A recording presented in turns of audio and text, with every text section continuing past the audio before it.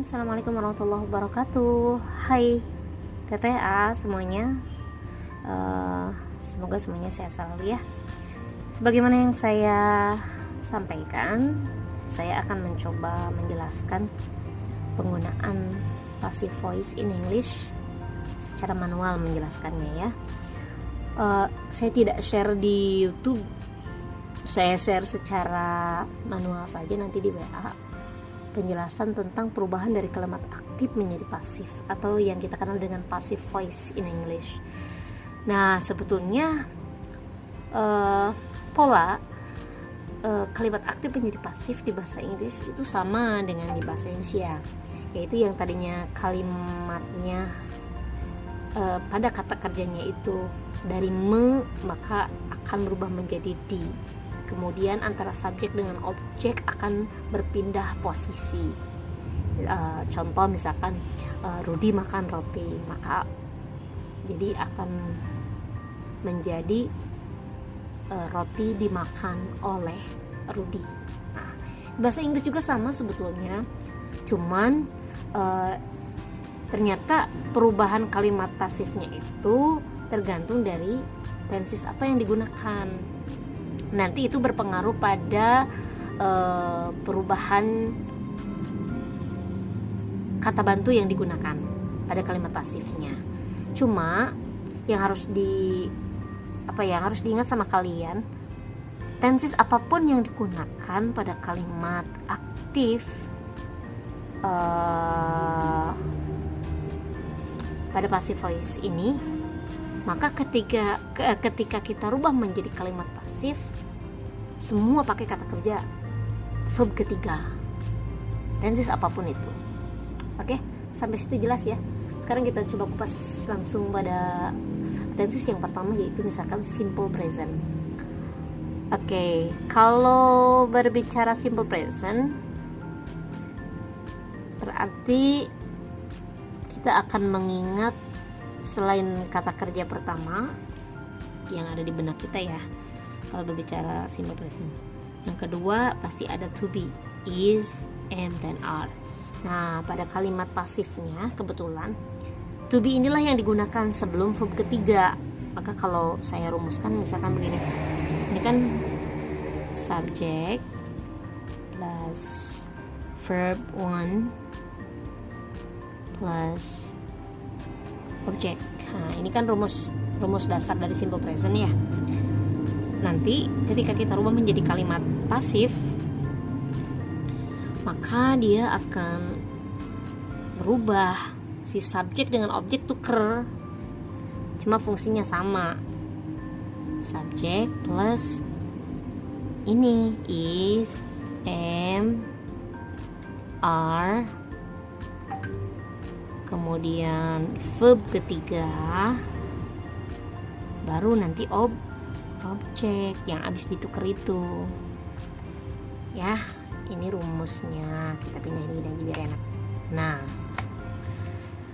ini kita rumus awal, kita lihat ke contoh. Kalau ini kalian akan pusing. Pertama harus tahu dulu ya, di kalimat aktif itu mana posisi subjek, predikat, dan objek. Sama di bahasa Indonesia juga gitu kan. Nah, di sini saya mau kasih contoh misalkan Rina cooks misalkan ya. Makes. Nah, ini aja lah. Makes a rainbow cake. Nah, maka pertama yang kalian tentukan adalah subjeknya dulu dong. Nah, ini subjeknya. Nah, makes ini adalah verbnya. Terlalu rapat ya, saya ulangi deh.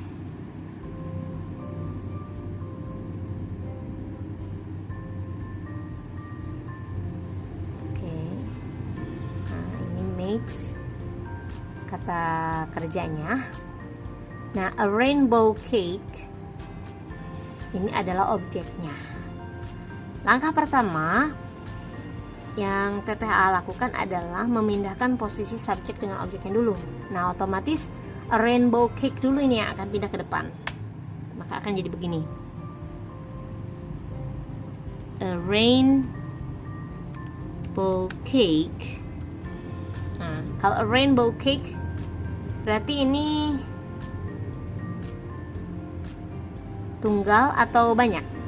Kalau pakai berarti tunggal ya. Nah, kalau tunggal dia pakai to be apa? Is, am, atau are. Nah, is ya, ingat. He, she, it, dan nama orang tunggal atau sesuatu yang tunggal itu berarti pakai to be is. Maka akan begini. Is makes-nya ini yang akan berubah menjadi verb ketiga. Make, making, made, made, not mad, sorry, made. Nah, oleh siapa? By Rina. Oke. Ini yang simple present. Berarti kalau negatif juga nanti berubahnya negatif. Misalkan Bunda kasih contoh yang pakai negatif ya. Misalkan Upin and Ipin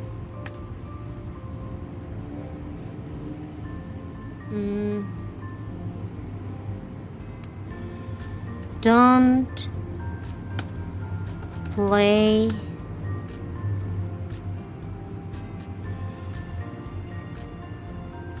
a doll.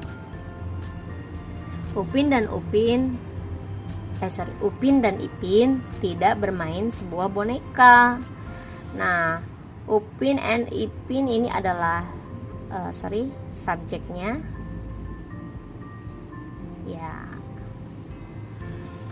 Don't play ini adalah predikatnya, tapi dalam bentuk negatif, ya kan? Kata kerjanya play, ya. Nah, a doll ini adalah objeknya. Berarti yang kita pindahkan apa? Yang pindah ke depan? A doll-nya. Jadi begini, a doll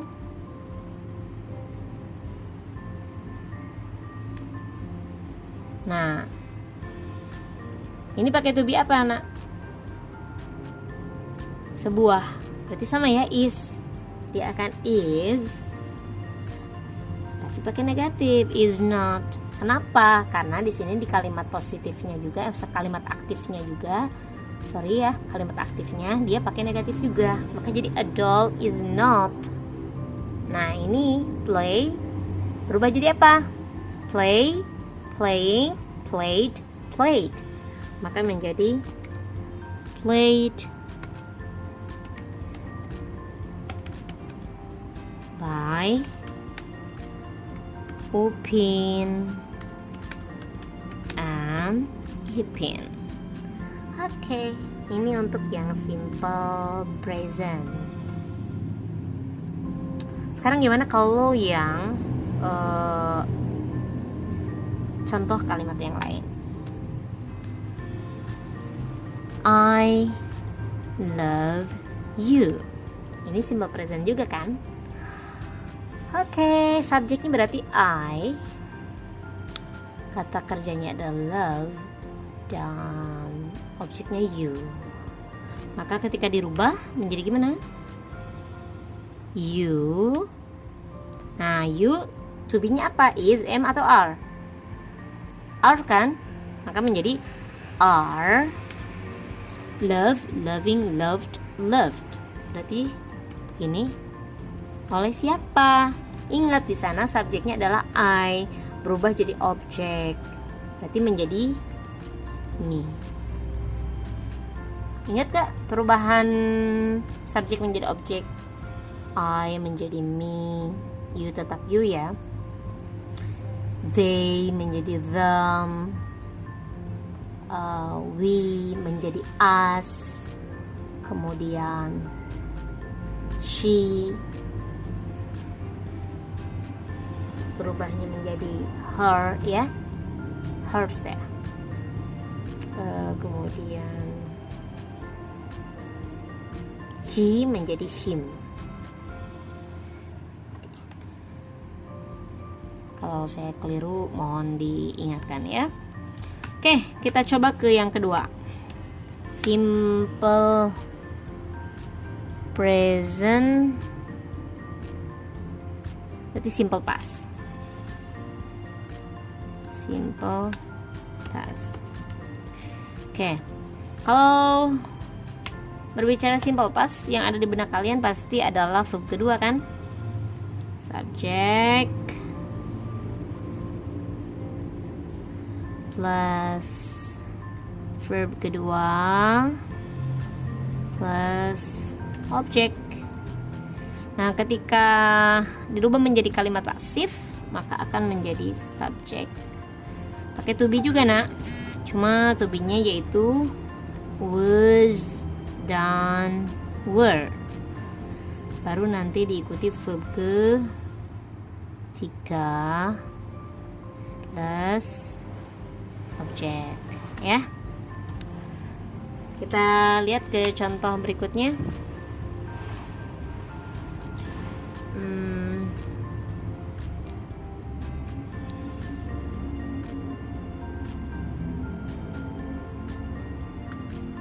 Rudy called me last night. Rudy telepon saya tadi malam. Maka ini subjeknya ya. Ini subjek. Ini verbnya. Ini objeknya. Ini adverb ya, kata keterangan. Oke, berarti yang berubah ini nih, Rudy dengan me dulu, pindah. Oke, kalau me, objeknya me, berarti ketika pindah ke depan menjadi apa? Oke, menjadi I. Ya, sudah kita tulis I. Kalau I itu pakai was atau pakai were? Ingat, I, he, she, it, dan nama orang tunggal itu pakai was. Sedangkan you, they, we, dan semua subjek yang berbentuk jamak lebih dari satu itu pakai were. Berarti kalau I di sini was. Jadi I was called. Ini masih sama ya. Calling, called. Jadi sama. Maka akan menjadi I was called by Rudy. Oke. Ini last night. Sampai sini jelas nggak? Dan ini berlaku buat di tenses yang lain, sama aja. Ya. Cuma kalau yang bentuknya progresif, continuous, maka ada being-nya. Kalau yang dalam bentuk perfect itu akan pakai been pada pasifnya. Sama sih, diikutinya sama verb ketiga juga. Di video kedua ini saya mau bahas penggunaan yang progresif ya, atau kalian sering kenal dengan nama continuous tense. Misalkan present continuous tense. Oke, yang ada di benak kalian kalau berbicara present continuous tense apa sih? Ya, betul. Continuous itu berarti sesuatu yang sedang dilakukan. Maka rumus yang kita gunakan adalah subject plus to to be is am or are, ya. Lalu diikuti sama verb ing, baru objek. Nah, sekarang kalau kita rubah menjadi kalimat pasif, cuma tinggal nambahin being setelah to be, maka akan menjadi begini ya. Subject plus is am or plus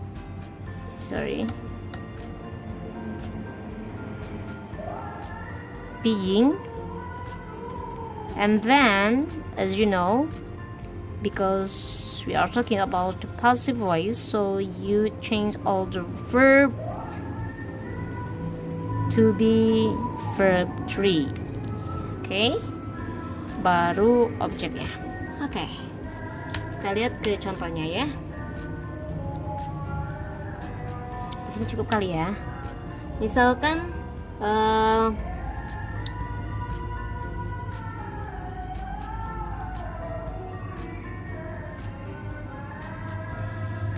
I am doing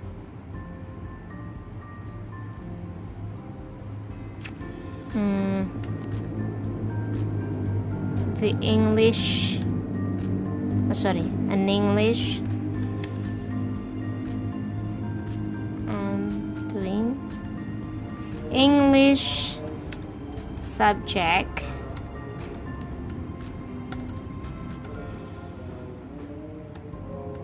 and math subject. Oke. Kita lihat pertama, seperti yang tadi kita tentukan dulu subjek, predikat, objeknya. Nah, ini subjeknya ya. Karena subjeknya I, maka dia pakai to be am dong ya. Kemudian verbnya, kata kerjanya adalah ini doing. Objeknya ada 2, bahasa Inggris dan matematika. Nah, ketika dirubah maka bahasa Inggris dan matematika lah yang pindah ke depan kan. Jadi English subject and math subject are, karena subjeknya ada 2 ya, yaitu bahasa Inggris dengan matematika, jadi pakai are being, doing, did, done. Berarti being done by, nah I berubah jadi objek, maka menjadi by me. Oke. Ini untuk yang present continuous tense. Terus kalau yang past sama aja ya. Cuma kalau yang past continuous itu kan dia berarti pakai was dan were. Past continuous. Contoh, kita ambil contoh yang sama aja ya, supaya gampang bedainnya. Kan rumusannya gini, subjek, saya copy aja dulu ya, cert,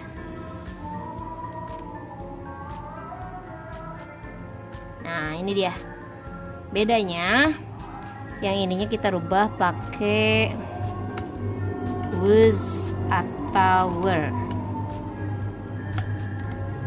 dan ininya juga sama, kita rubah menjadi was atau were. Oke, kita pakai contoh yang sama aja biar kalian tahu perbedaannya. Oke, ini kita ambil contoh yang sama, kalimat yang sama, misalkan begini. Maka di sini ketika subjeknya I, maka to be-nya adalah was. Ingat ya, I, he, she, it, dan nama orang tunggal itu pakai was. Kemudian you, they, we itu pakai were. Karena di sini subjeknya I, maka saya pakainya was. I subjeknya, doing ini verbnya, English subject and math subject, ini objeknya. Ini pindah ke depan. Saya copy aja deh biar cepet. Oke. Nah, ini bukan pakai are. Karena ini past, maka kita pakai were. Selesai. Ya. Ini untuk past continuous. Sekarang kita coba ke berikutnya, yaitu future, simple future. Simple future. Kalau ngomongin simple future, yang ada di benak kamu pasti will. Ingat ya. Maka saya akan tuliskan dulu rumusannya. Subject plus will plus verb 1 plus object. Itu rumusnya ya. Maka kalau ketika dirubah menjadi kalimat pasif, maka dia akan berubah menjadi subject plus will be plus berubah verb 3 dong ya. Kemudian baru objek. Nah, kita ke contoh ya.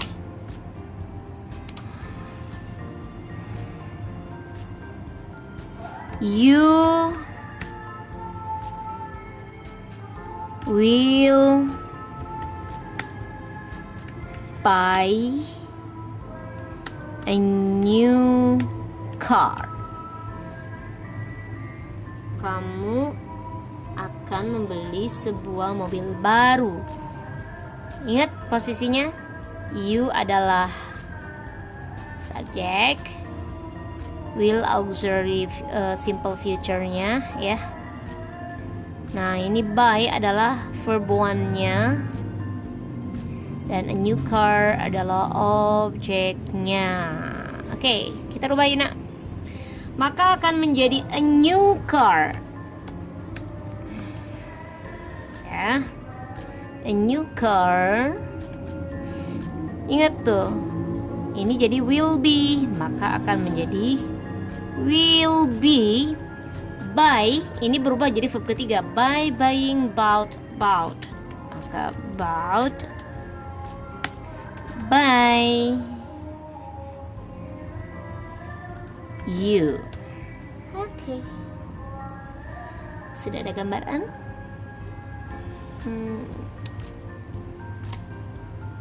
Coba kalau bentuknya pertanyaan. Will you marry me? Maka jadi gimana? Ingat, subjeknya ini, objeknya ini. Berarti kita merubahnya, will-nya tetap di bawah. Will I be? Marry-nya pakai verb ketiga ya. Married by you. Jadi gimana coba artinya? Will you marry me? Maka will I be married by you? Ya. Maukah kamu menikahiku? Mau akankah, bisa juga ya. Akankah kamu menikahiku? Akankah aku dinikahi? Ya, olehmu. Jadi begitu. Ini untuk yang simple future. Sekarang kita coba apa biar lengkap ya, pakai yang perfect.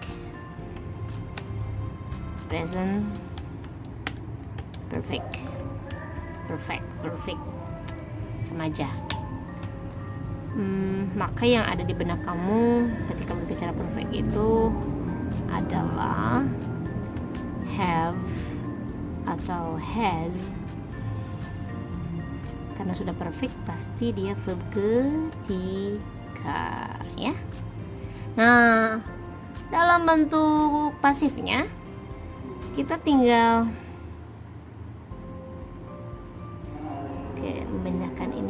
saja. Cuma setelah ini ditambahkan been, baru verb ketiga. Ini ketinggalan ya objeknya, biar tahu. Ini plus objek. Oke, kita ke contoh.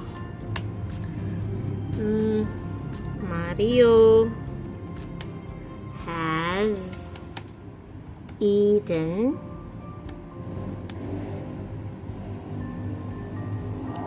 bakso.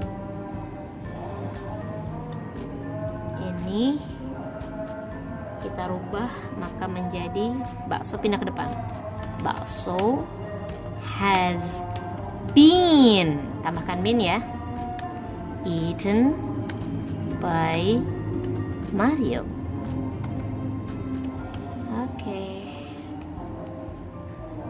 Alhamdulillah. Kalau nanti ada pertanyaan boleh nanya deh ya. Saya rasa cukup sekian. Assalamualaikum warahmatullahi wabarakatuh.